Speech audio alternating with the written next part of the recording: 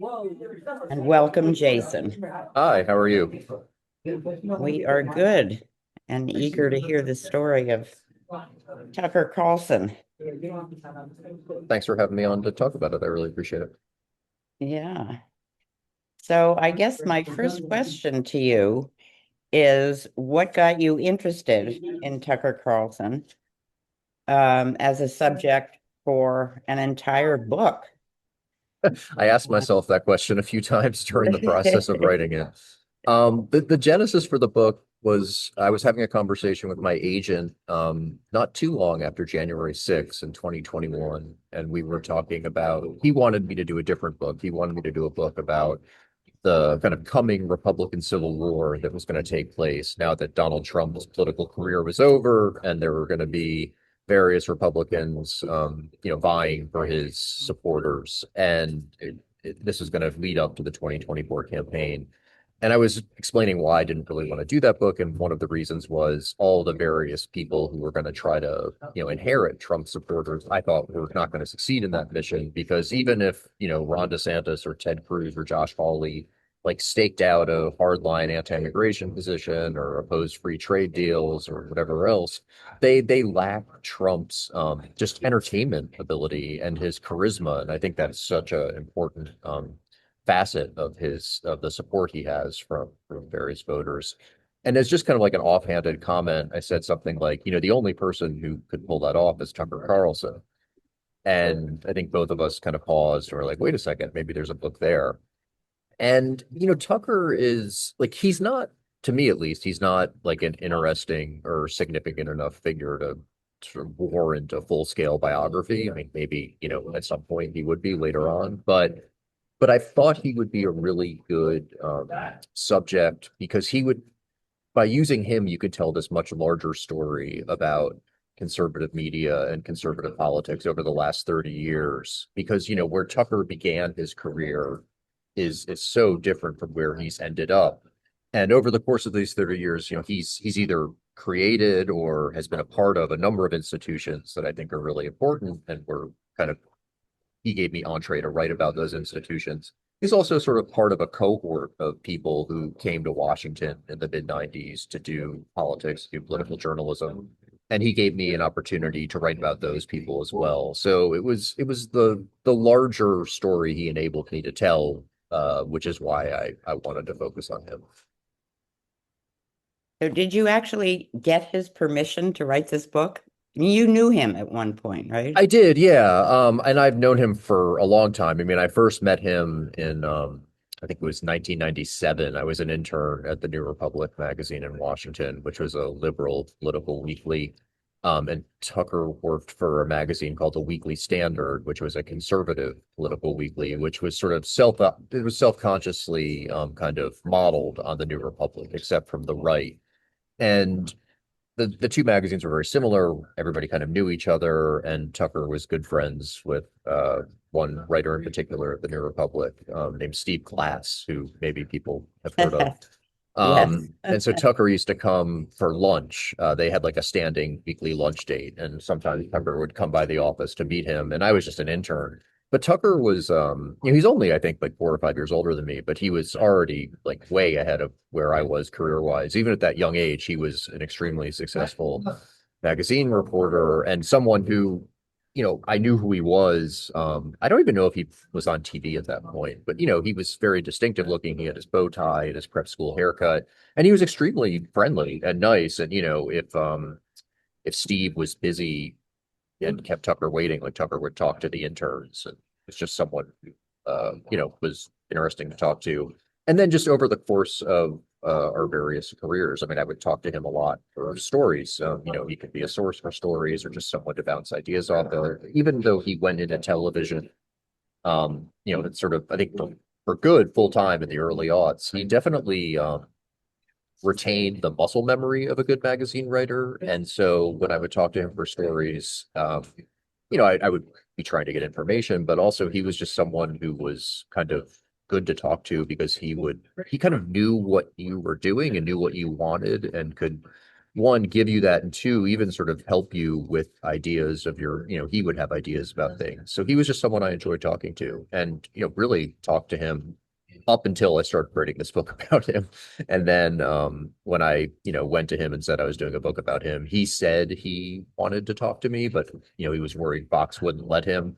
Anyone who knows Tucker knows he's not someone who really needs permission from his bosses to do anything. He certainly talked to plenty of reporters when he was at Fox, when Fox PR would not have wanted him to. But as soon as I said I was doing a book about him, he said he had to check with Fox. And then he sort of said, well, Fox might not let me. And we sort of went through this back and forth where he said he was trying to get Fox to let him cooperate.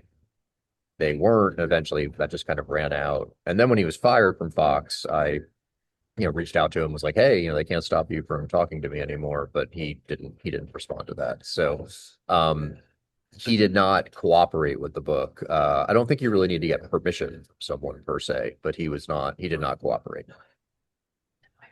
Interesting.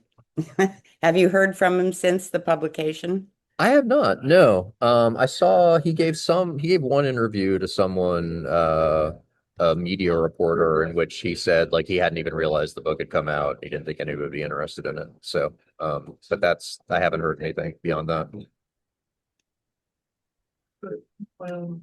So I know one of your intents in writing this book was that it would not just be about Tucker, but that somehow his career and his evolution mirrored the evolution in the United States over the last couple of decades of journalism and the press and politics.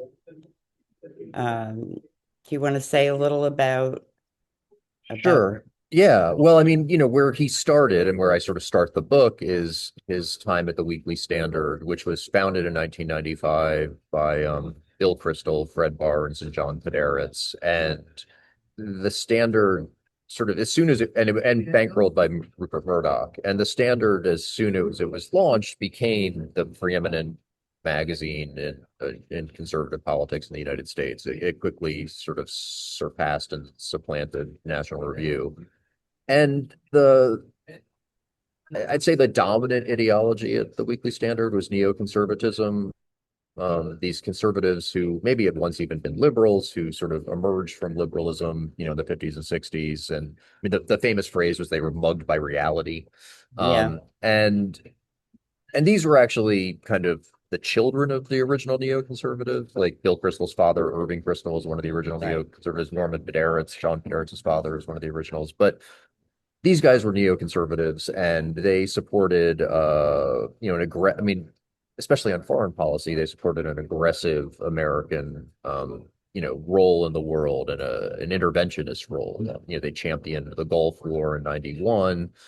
And then, they wanted the U.S. to intervene in Bosnia in the late '90s when Bill Clinton was president. And then, most importantly, after George W. Bush became president and after 9/11, they were sort of the intellectual architects of George W. Bush's foreign policy, most importantly, including the invasion of Iraq. They were cheerleaders for the Iraq War. And this was at a time when a weekly small circulation print magazine could be so influential that it could actually provide that intellectual architecture and be a part of ginning up public support for such an effort. And I wanted to write about that particular moment because we're not in that moment anymore. I mean, the idea of a small circulation print magazine driving anything at this point is kind of ridiculous.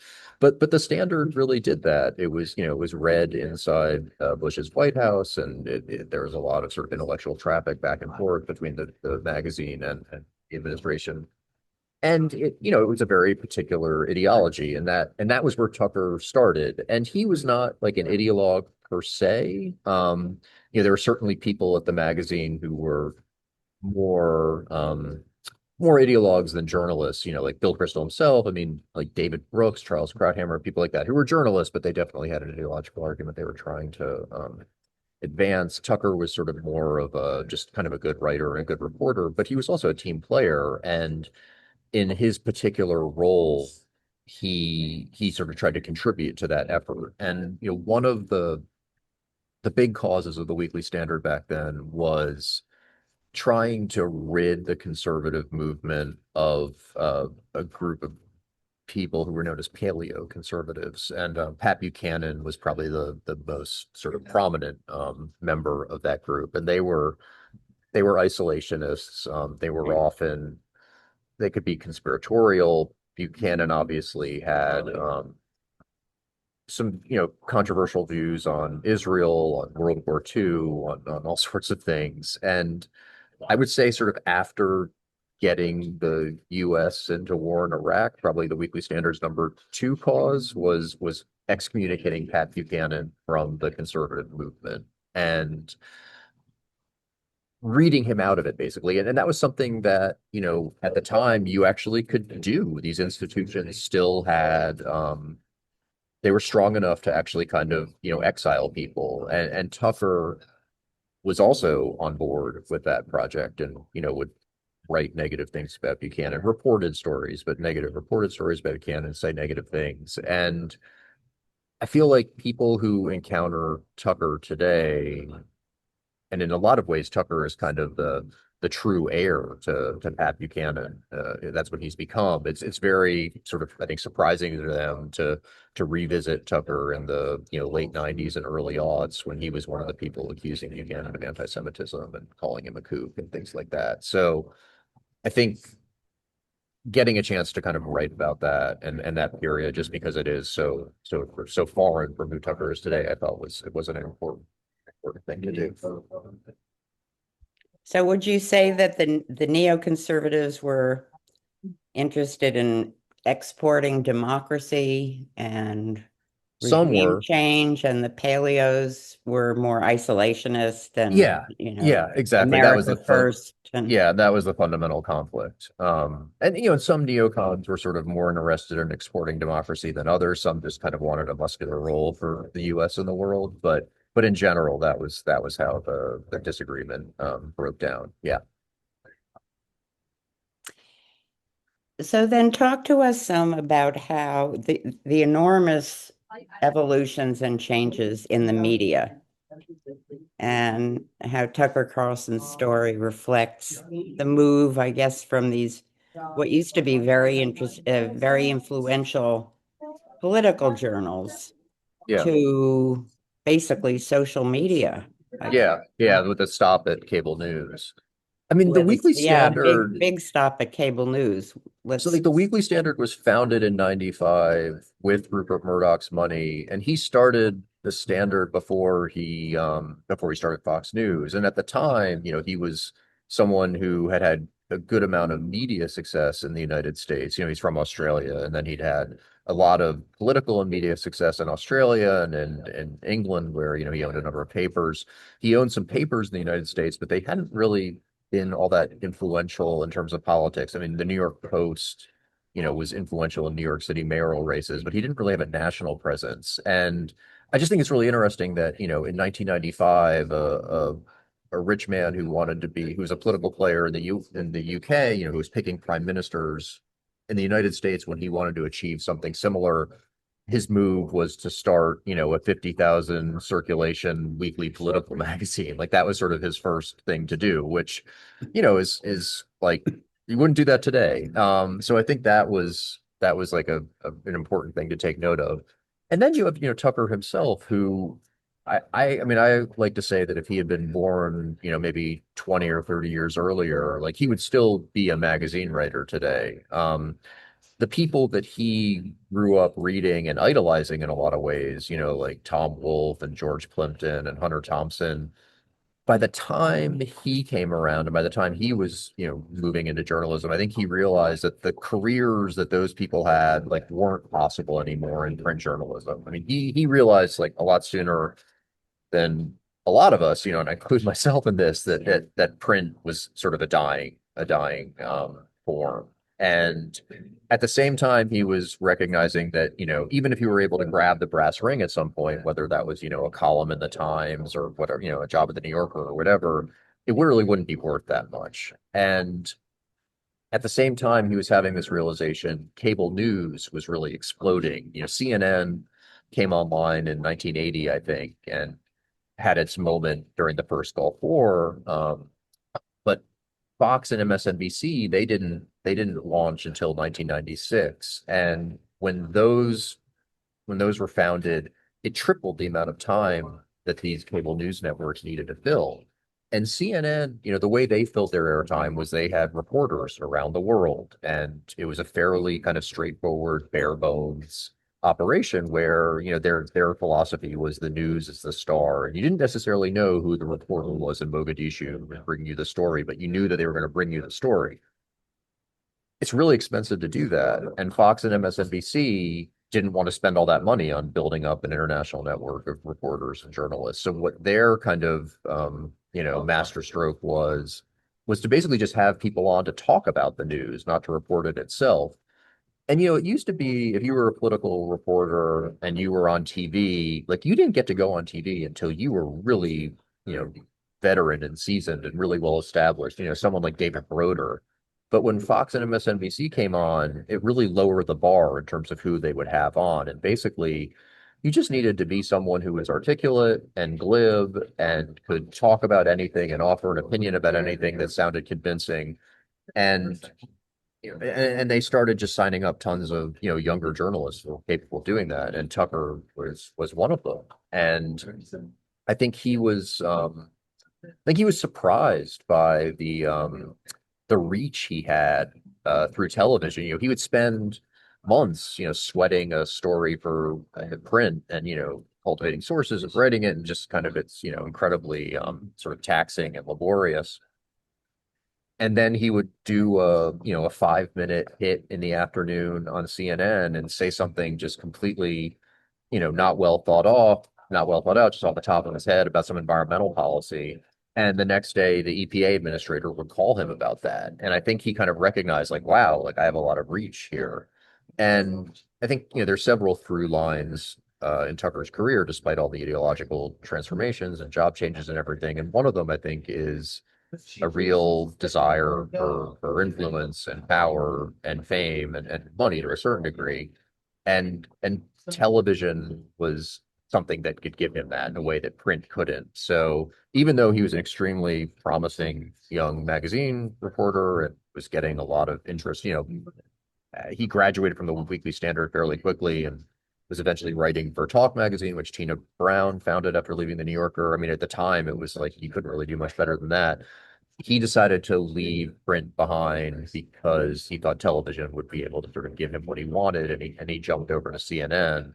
And that was a real, it was something that I think puzzled a lot of his colleagues, his print colleagues at the time.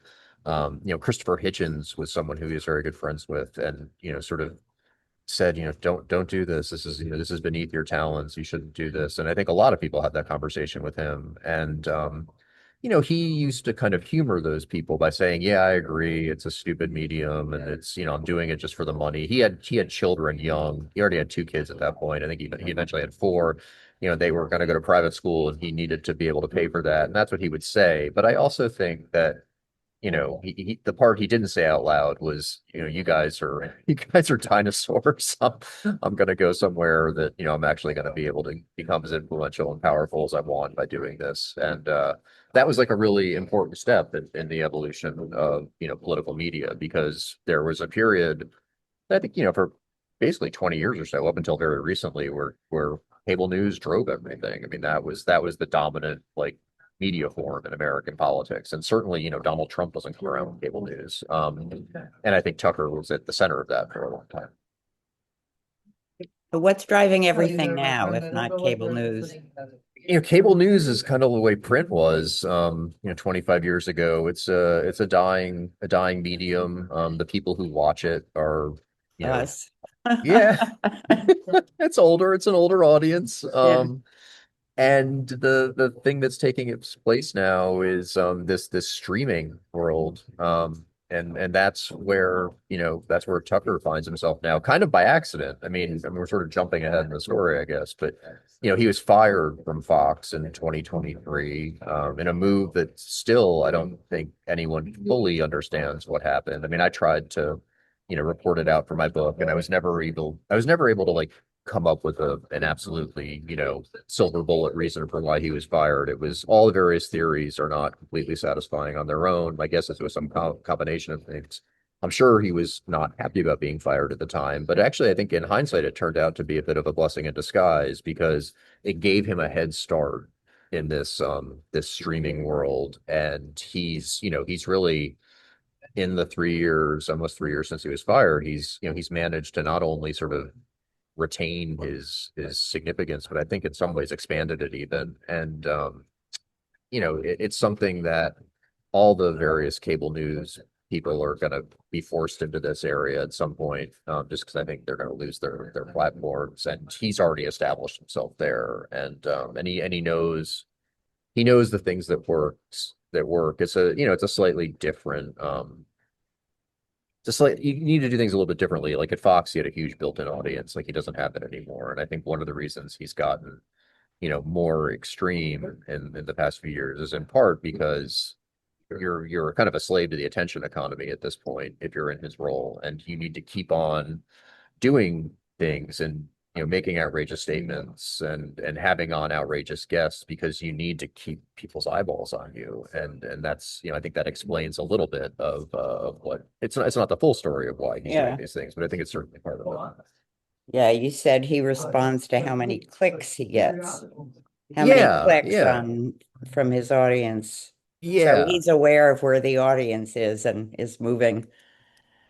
Yes, I mean, but I think it's more than just like he's not doing it just for ratings. Like I think that he's not. I think it's a mistake to think of him as just a media figure these days. Like he is a movement leader, and he wants these clicks because he wants to influence the people who are clicking. He wants to influence their thinking. He wants to influence their voting. He wants to you know communicate a message to them that he hopes they will buy and ultimately change the way the country looks and operates. And I think this is his podcast is kind of a vehicle for that, but he's not doing it just because he wants the ratings or he wants money. I think he has a bigger ambition at this point.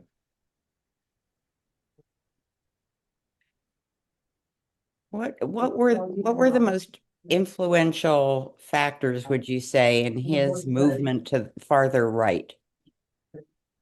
Well, I think the Iraq War is That was a really. big one. I mean, yeah, I think, I think he was at CNN at the time. He was, still a Weekly Standard alum, but he was working at CNN on the show Crossfire, which, I'd imagine most of you guys know what that is.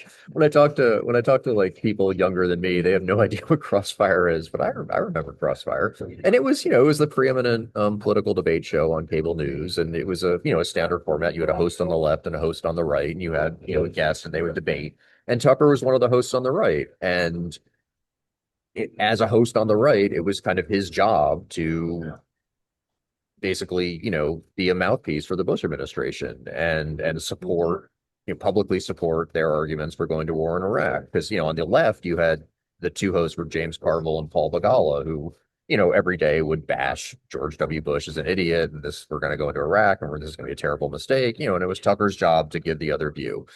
I think privately he had some real doubts about the wisdom of going to war in Iraq, and he was forced to kind of swallow those, at least publicly, and be a cheerleader for the war.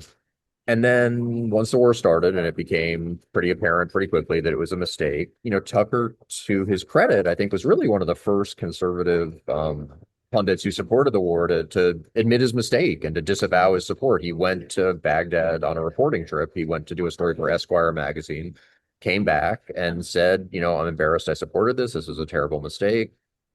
And that was something that a lot of conservative pundits never did. I mean, I don't know, as Bill Kristol or like, has he ever admitted that it was a mistake that we went to war in Iraq? I mean, even David Brooks has kind of skated on that a little bit. And Tucker did that. And then I think more even than just kind of admitting his mistake, I think he really sort of personally tried to wrestle with why he had made the mistake, why people he trusted had made that mistake. At that point, his heroes, or his sort of ideological mentors were people like Bill Kristol and John McCain. people who, were big supporters of the war. And I think he started to wonder, okay, well, if they were wrong about Iraq, what else were they wrong about? Yeah, And at the same time, he started to think about someone like Pat Buchanan, who he had been told was wrong about everything, including, the Iraq War. And he started to wonder, okay, well, what else was Pat Buchanan right about? And, right. when I was doing this book, like, I had to go back and, read the transcripts for like every cable news show he ever did. And he eventually left CNN and under kind of a cloud because Jon Stewart went on Crossfire and, gave such a, at the time, kind of convincing argument against Crossfire and against Tucker personally that CNN ended up canceling Crossfire and basically like more or less fired Tucker. And he had to go to MSNBC to get a new show there. And at the time, this was before Keith Olbermann was on MSNBC. So MSNBC was not really a liberal network at that point. It was kind of nothing. And Tucker was a host there. No one remembers his show at all from MSNBC. But going back and reading those transcripts when I was doing this book, like you actually start to see, even, in 2000, like 2007, like him sort of talking about immigration in a much more restrictionist way. And actually, like there were, he would sometimes Pat Buchanan would come on his show and they would talk about, we need to build a border wall with the border, on the southern border. We need a wall between us and Mexico. And the liberal guest on that show, someone who Tucker actually hired and gave her start in cable news, was Rachel Maddow. And so you had Yeah, these transcripts with like, Tucker and Buchanan talking about building a wall. This was like 2007, and Rachel Maddow saying that's a crazy idea. But Tucker sort of, I think Iraq just caused him to completely reevaluate basically everything he believed, and he really started to, I think, identify more with Buchanan, more with the paleocons, and you kind of see the sort of the seeds of that in some of those MSNBC transcripts. I mean, the other thing that happened, and this is also a big part of the story, was he eventually got fired from MSNBC and he decided to start a website, a conservative news website called the Daily Caller. And his initial vision for the Daily Caller was he wanted it to be, and he said explicitly, like, I want this to be like a conservative New York Times. You can call the New York Times a liberal paper, but they care about facts, they care about accuracy, and there aren't enough conservative publications that care about those things. They just want to opine, they're not careful. We need to do reporting, we need to do facts. And he launched the publication with that goal in mind. He raised money for it with that goal in mind. He hired a staff with that goal in mind. And in 2010, it launched. And within like a month, he realized that there was no audience for that kind of publication. The web traffic was just not there. So he quickly pivoted, and he pivoted towards a more opinionated, more sensational kind of website. And then eventually he found himself in kind of a traffic war with Breitbart, which was another conservative website, which was being run by Steve Bannon. And Breitbart staked out like really far right extreme positions on, questions of race, on questions of immigration. And Tucker took the Daily Caller in that direction and wound up like hiring a bunch of, like avowed white nationalists basically as reporters. And the thing that he was seeing was, articles about black on white crime or articles about immigrants, polluting American society. Those got a ton of clicks. People wanted to read those. And in the run up to the 2016 election, when Donald Trump announced his candidacy, most conservative pundits dismissed it and thought he was a sideshow and this wasn't going to go anywhere because at the time, after Mitt Romney lost in 2012, the conventional wisdom among Republicans was that they needed to become more moderate on immigration. They needed to become more moderate on social policies. Trump was doing the exact opposite. And so therefore they kind of dismissed his candidacy as a joke. Tucker was not like a personal fan of Donald Trump, but I think because he was seeing what conservative readers wanted from the Daily Caller, that gave him insight into what conservative voters were going to want in a Republican primary. And he saw that a candidate like Trump, a nativist candidate running on white grievance, would have a lane in a Republican primary. And he came to that realization, I think, before a lot of conservative pundits did. And he was on Fox at that point as kind of like a third or fourth tier pundit, really like low on the pecking order, like didn't get much airtime. But Fox basically, they had a television problem. They wanted to do debate segments about Donald Trump because Donald Trump was good for ratings. They didn't really have many pundits on their air who would say anything nice about Trump. So Tucker started getting more airtime because he was like one of the few people they could put on who wouldn't bash Trump. And eventually, obviously, everyone at Fox, eventually became Trump supporters. But Tucker was able to kind of use that insight to get more airtime, raise his, kind of like prominence at the network, and eventually, um, when after the election in 2016, by that point, Roger Ailes had been fired in a sexual harassment scandal. Rupert Murdoch had come in to take control of the network. And his first move was to promote Tucker to give him his own primetime show. Like I think he remembered Tucker's prescience on Trump and he wanted to reward it. And that was Tucker's kind of, after a fairly up and down career, and he's continued to be up and down, but that was a very big move because it put him on primetime in Fox right at the start of the Trump administration. And that show, within a couple of years became the most watched television show in cable news history. Which was named Tucker Carlson Tonight. Tonight, right? Okay. And was it on every night? 5 nights a week. 5 nights. Yeah, just weeknights. And that's when people, even though cable news doesn't have as many viewers as it once did. I mean, that's when people tend to watch that, 8 to 10 p.m. Block on cable news is the one that gets the highest ratings, has the highest ad rates and things like that. And, when Tucker did that show, I think when he started the show, he was all the other hosts at Fox were really excited when Trump won because they recognized that Trump was such a devoted cable news viewer that he would want to talk to them all. And they all kind of took advantage of it. Like during the transition, they would all go to Trump Tower to like schmooze with him. And then after he went to Washington, they would go to Washington and go to the Oval Office and talk to him on the phone all this time. Like that was something that Tucker didn't really seem interested in. And in fact, when he had his show and Trump would call him after the show, he was like kind of weirded out by the whole experience. Like he didn't think that the president of the United States like should be spending his time watching cable news and calling hosts to give them notes. And I think I think he had some serious questions about Trump's judgment, but eventually he realized that what he said on his show was so influential with Trump that he could actually, create government policy. And he started, kind of crafting his show with an eye towards, this one person audience, this audience of one, it was Donald Trump. And he would write his monologues in such a way that he thought they would influence Trump. He would book guests on who he thought could influence Trump. And throughout Trump's first presidency, he was as important as like any government official in a lot of ways in terms of like getting outcomes with the administration. I mean, in the book I write about how when this woman named Alyssa Farah Griffin, when she became White House communications director, her first morning at the White House, she was in her first staff meeting and someone mentioned something about that had been on Tucker's show the night before. And she said, "Oh, I didn't see that." And Jared Kushner turned to her and kind of like admonishing her saying like, in this White House, you have to watch Tucker Carlson tonight. Like it really was that important. They would track it, religiously and because they knew that the boss was watching it. And therefore they had to be aware of what was happening.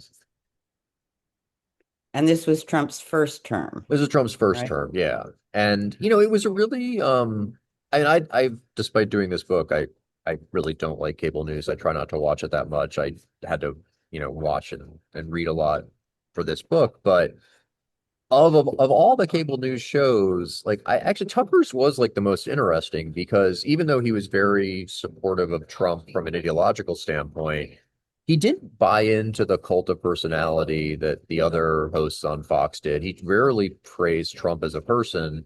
And because he had an ideological line he was pushing, when Trump diverged from that line, like Tucker would criticize him, in a way that like Sean Hannity, whatever Trump said, whether it was completely inconsistent with what he said the day before, Hannity would say, go Donald Trump. Like Tucker would hold him to the fact that he flip-flopped, especially if he flip-flopped away from a position that Tucker supported. And so like in 2020 in particular, by that point, Tucker was really kind of fed up with Trump.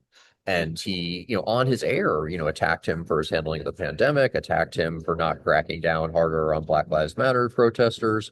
And, by the time Trump lost the 2020 election, like Tucker was done with him and just fed up. And, he blamed Trump for losing. He was angry at Trump for not admitting he lost. He was angry at Trump for, his election denialism costing Republicans that Georgia Senate race. And he was basically just ready to move on. And in a way that other Fox hosts were too, but not.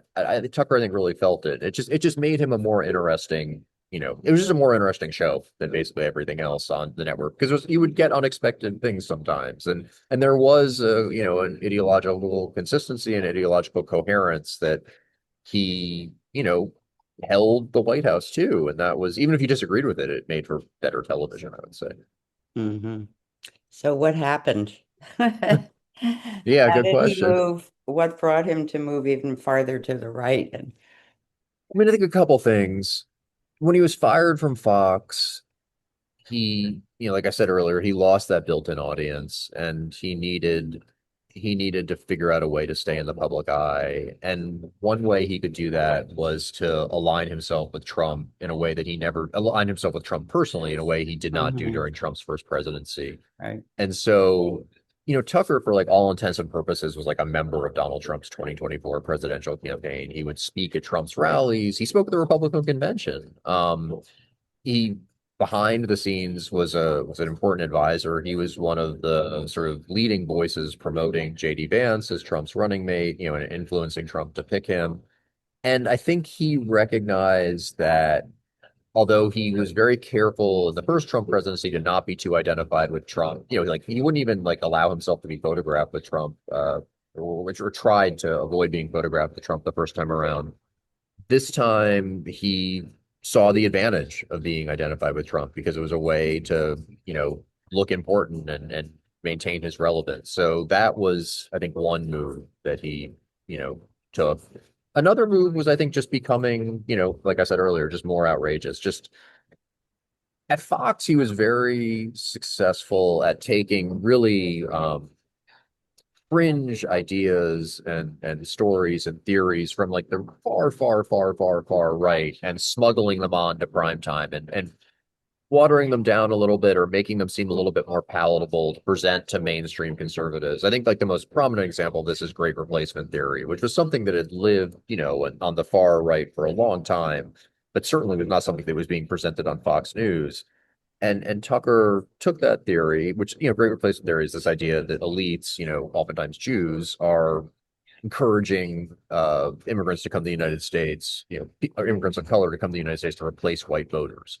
And it's really like pernicious stuff. And Tucker took this idea that, was just it's outright racist and existed in the far, far right and brought it to prime time and presented it in such a way that I think it was more palatable if I would like to think that if the average kind of Fox viewer encountered that idea in its like sort of original form, its rawest form, on the Daily Stormer like neo-Nazi website, they would say like this is terrible. I don't agree with this.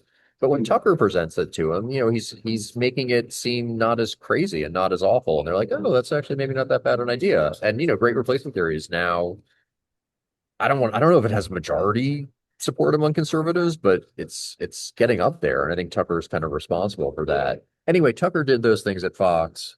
I think now though he's making an even more sort of full-throated articulation of some of those ideas. He's not watering them as down as much, and that allows him to, get attention and get eyeballs and stay a part of the conversation. And I think he's influencing these things, and I think also he's Being trying to a- anticipate where the conservative movement is headed. And I think he sees among young conservatives a lot of energy and a lot of enthusiasm for those ideas, and he wants to be in step with them and capitalize on that. And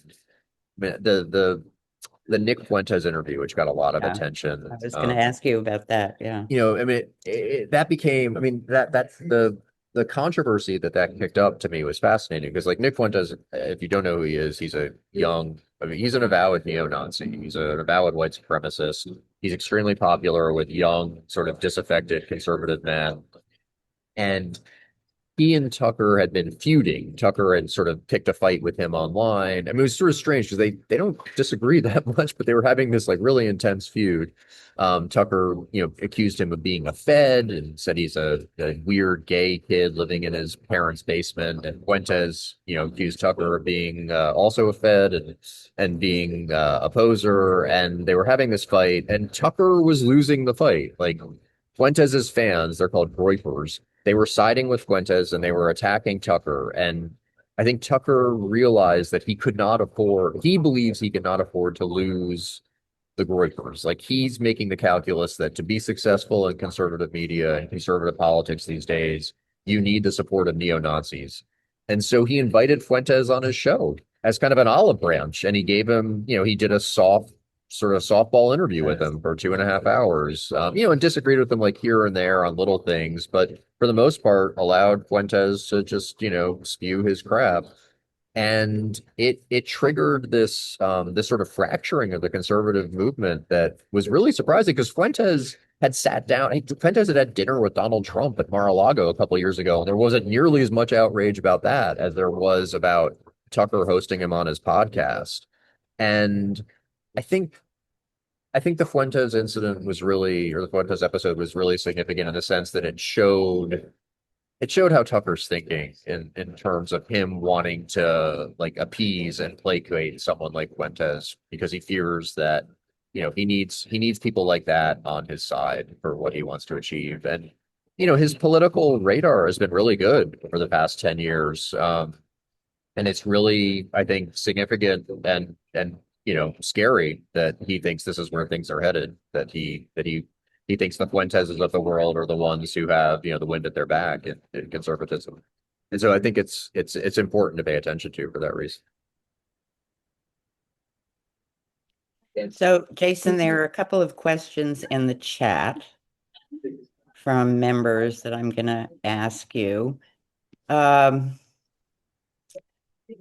Judy McGuire asks whether you're afraid you're going to encourage even worse behavior from Carlson and other right-wing nutcases with this book.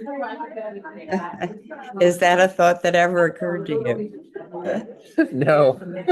I don't think my thoughts on this or my opinions or my reporting has much bearing on what he does. I mean, I guess there's a debate around platforming, which I feel like I encounter sometimes, and this came up in the Fuentes debate. And then one of the criticisms from Tucker was that he platformed Fuentes by having him on his show.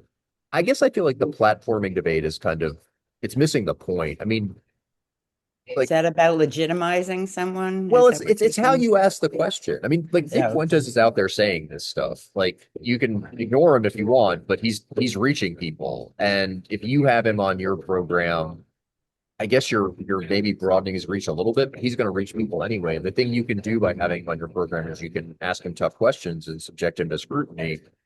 And I think like the fact that Tucker had Fuentes on his show, I think is not the problem. The fact that he had him on his show and didn't, subject him to anything that resembled a even like difficult question. a slightly difficult question for an interview, like that was the mistake.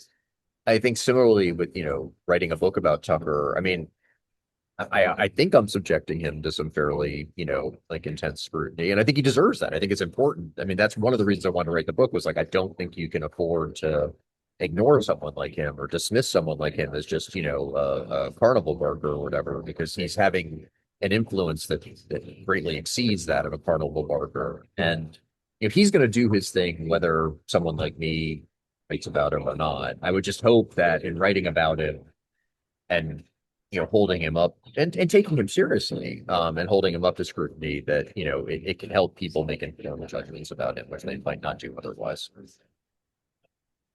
So Karen Bocat asks, is he an anti-Semite? I think What are he your is. thoughts on that? I think he is now. I don't know. I wouldn't have said that maybe 3 or 4 years ago, but I Mhm. feel the degree to which he focuses on Israel, I think there are like completely like legitimate and understandable reasons to question Israel, especially after October 7th. I think the way Israel has conducted itself after October 7th like is a complete legitimate topic of debate and conversation and scrutiny. He, I think, takes it into somewhere else. The degree to which it just comes up constantly in all of his podcasts, his speeches, like he connects it to things that really doesn't have any connection to. He also just has a real propensity for singling out not all Jews, but Jewish individuals. If he's criticizing something, he oftentimes will pick a Jewish person as the focus of that criticism. It happens so frequently. It can't be a coincidence. And he criticizes them in the most sort of loaded dog whistly way, whether it's, describing like Zelensky as rat-like and a persecutor of Christians. He has a very like I think smart criticism of private equity. But if the only sort of private equity figures he criticizes are Paul Singer and Bill Ackman, two prominent Jewish, private equity guys, like at a certain point, like you can expand the criticism beyond those two. I just think it's not a Short coincidence at story. this point. And he's too smart to not recognize what he's doing. So yeah, I think it's fair to say I would say whether he's an anti-Semite, I don't know. He certainly is engaging in anti-Semitism. I would say that. David Wallace asks, what can you tell us about his life, his family, wife, children, etc., especially before his career? So, or Yeah. before he became who he is now. So this is in the book. I don't go into it maybe as much as I would have if I were writing like a proper biography of someone. Hmm. But I mean, he has a very interesting family. His parents divorced when he was 6 years old, and his father was awarded custody of him when he was 8. And his mother, who was from a very prominent California family, a wealthy landowning family in California. His mother had developed, I think, sort of a drug problem and disappeared from his life when he was 8 years old. I don't think he saw his mother ever again after he was 8. I think they talked a couple times, but he was abandoned by his mom for all intents and purposes. And I think the people who want to psychoanalyze him, like, definitely focus on that. I think that's kind of, a bit of a rosebud moment. But he grew up in pretty privileged surroundings. His father was a news or a TV newsman in Southern California and eventually became a Republican official. His father was the head of Voice of America for Ronald Reagan and then ran the Corporation for Public Broadcasting for George H.W. Bush and was a pretty well-known DC figure.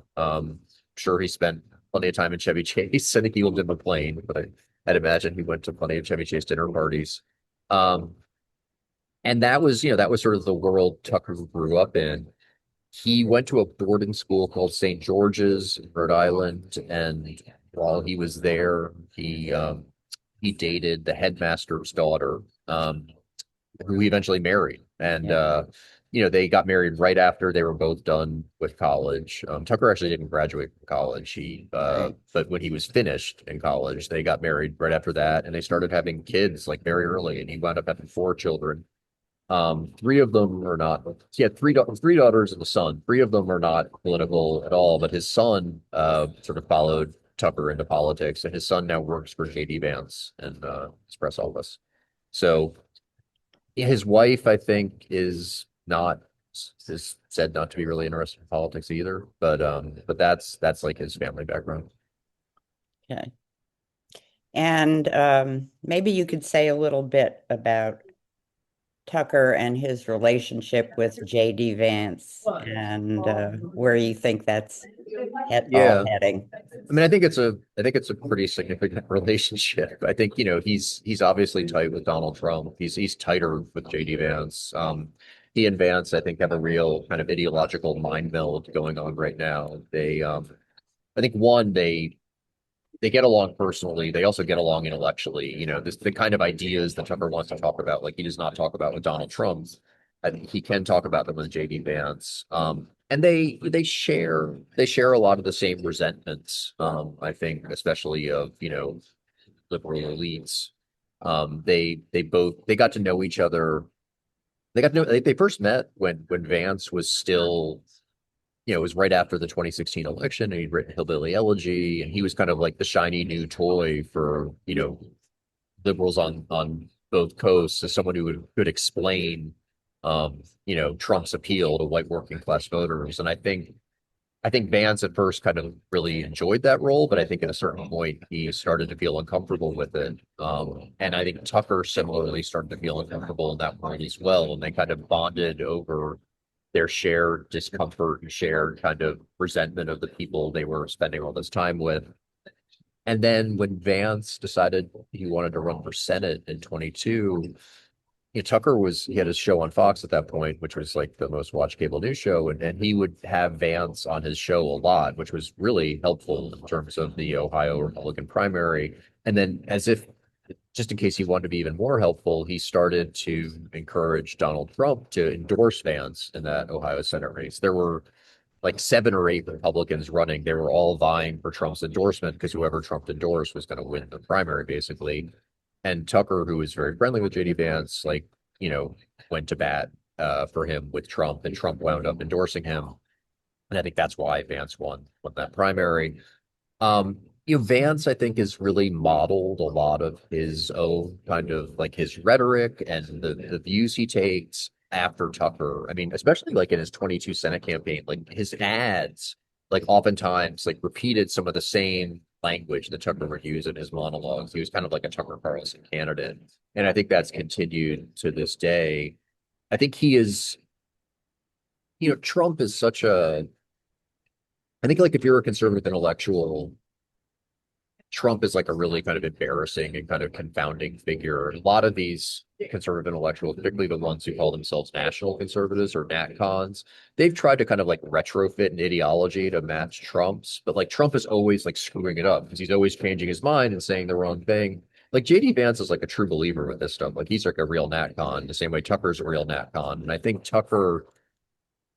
so much of the fight that's going on now about, Nick Fuentes and sort of the criticism Tucker's getting from like Ben Shapiro and the like, it's really a fight about what is the Republican Party, what is American conservatism, what's MAGA going to be once Trump is gone. And the vision that people like Tucker and Vance have for, which I think is like an identical vision at this point, is it's going to be they want it to be a blood and soil nativist party, a nativist movement, a nationalist movement. And Vance and Tucker are very much on the same page. And I think, for Tucker, Vance is like a vehicle basically to achieve this end that he's hoping will exist once Trump leaves the stage. And you told me you thought Vance would be the next Republican presidential nominee. Yeah, I mean, it's just, he's the sitting vice president. Like, unless something goes wrong, it would be hard to imagine I mean, I think the next Whoever Republican Trump wants. yeah, the next Republican nominee will be whoever Donald Trump. I think will be whoever Donald Trump wants. And it's hard to imagine him not giving the nod to Vance. I mean, I know there's like Rubio, Vance. I mean, I'm terrible at making predictions, but I would say that the prediction I would make would be like a Vance Rubio ticket in 28, with Vance is at the top of the ticket, Rubio is the V. I could see that as the logical outcome. There's obviously a lot of time then. So, oh, more than we wish. Yeah, vote in the Maryland primary. But yeah, right. Well, Jason, thank you so much. This has been so interesting. Thanks for having me. The book, if any of you haven't read it, I've read it cover to cover, and it's a delight. And it's an easy read. You may think it's going to be hard, but it's not. Jason is an absolutely beautiful writer. Oh, thanks. So I want to thank Jason for being with us, and thank you all for attending our speaker series. And I invite you to explore other programming listed on our website, which should be in the chat, but it's chevychaseathome.org, I think. And consider joining our village if you're not already a member. And everybody have a good day. I think it might be a little warmer than it has been. Hopefully we're warmer up. Jason, this has been fascinating. Thank you so much for joining. Thank you so much for tuning in, everybody. I appreciate it. And read the book if you want. Take care. Yeah, it's a good one. Thanks. Thanks.